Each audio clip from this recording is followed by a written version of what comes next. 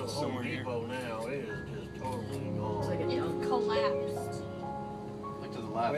That's the direction I want. That's probably the safest place to go right there. Down that street. Is it close? Every tree in the within a 5-mile radius is just bare. What if this will change some policies? I mean, there ain't a leaf on it or even a twig.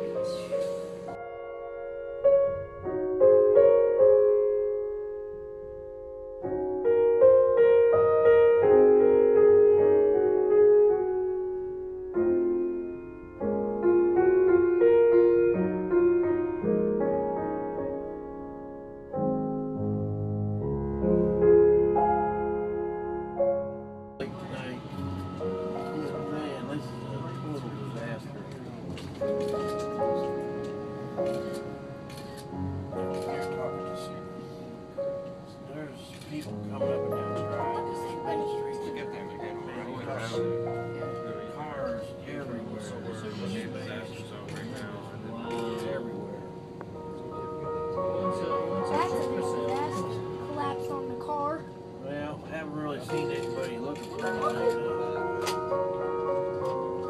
I can't even tell what this used to be. Chandler, I'm able to take a long video, so plus I've got pictures.